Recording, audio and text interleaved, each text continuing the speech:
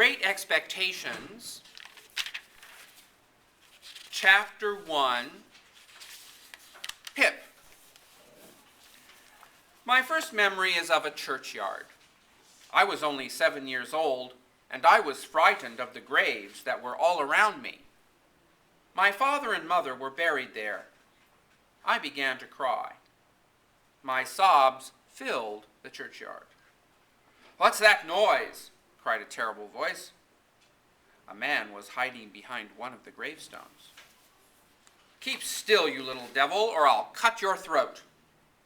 The man came toward me. He was wet and muddy. Leg irons bound his ankles.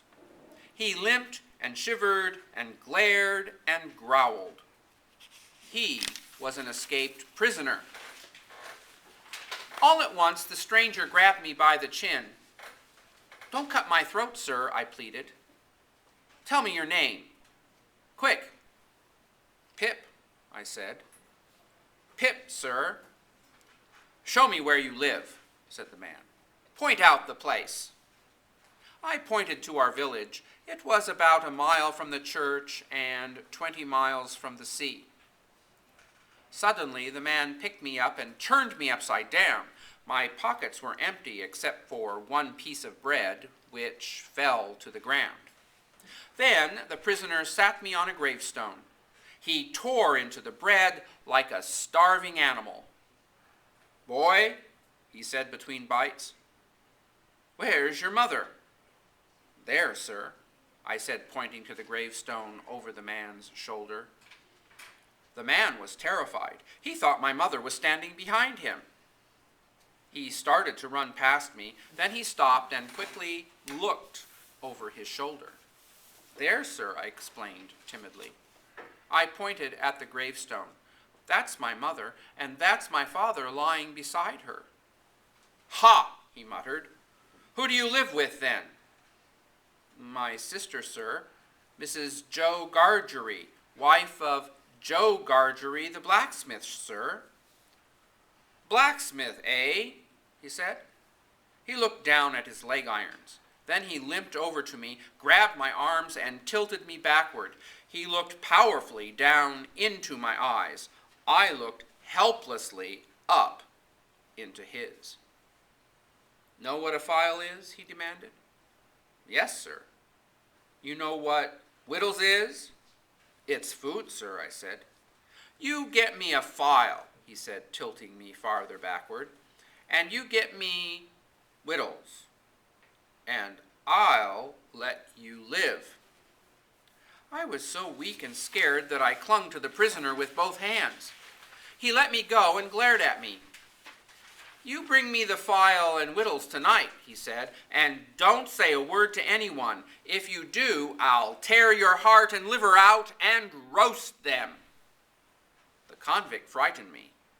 At that moment, I would have done anything he asked. I promised to bring the items and to keep quiet. Then I fled the churchyard. It was dusk. Over the marsh, the wind and the man's words howled together in my ears.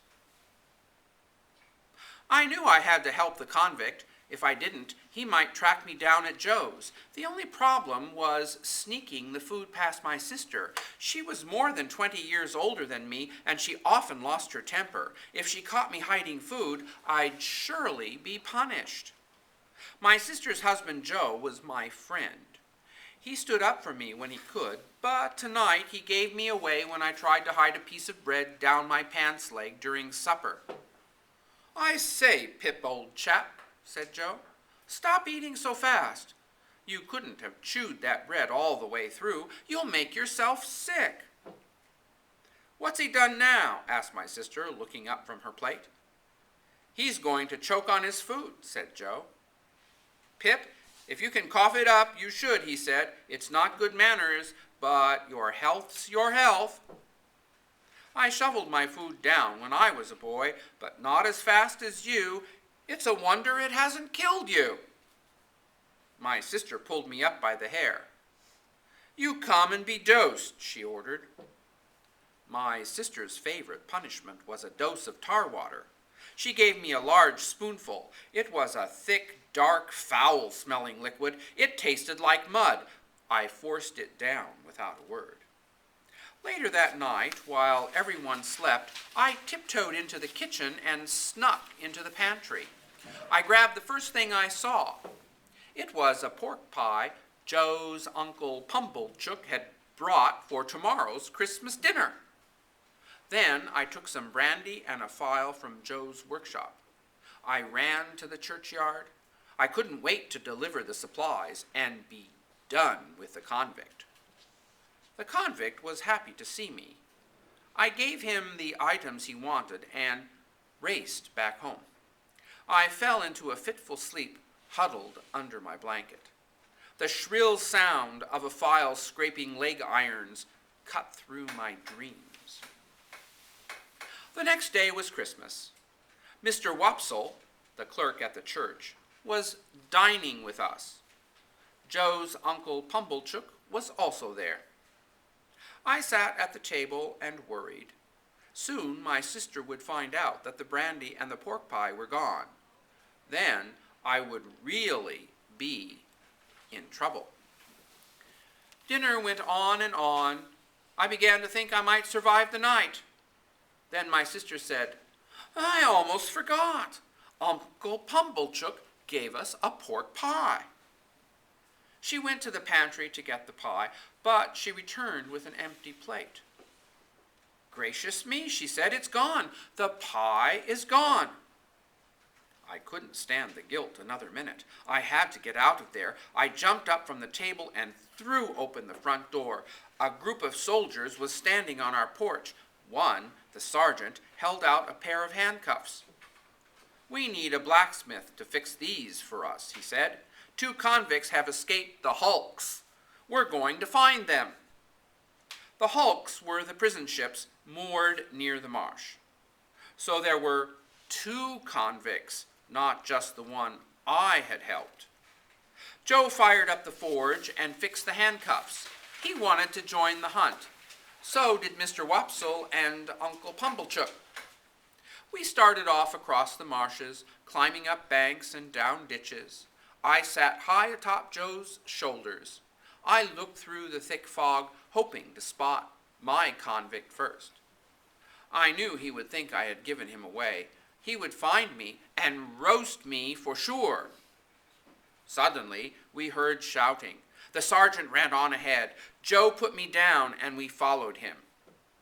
My convict was fighting a man who had a long scar across his face. I stood at the edge of the ditch. I wanted my convict to see me. The soldiers broke up the fight and handcuffed the two men. As they were led away, my convict looked at me. I shook my head slightly. I was trying to tell him that I had kept my promise. There was no anger, only interest in his eyes.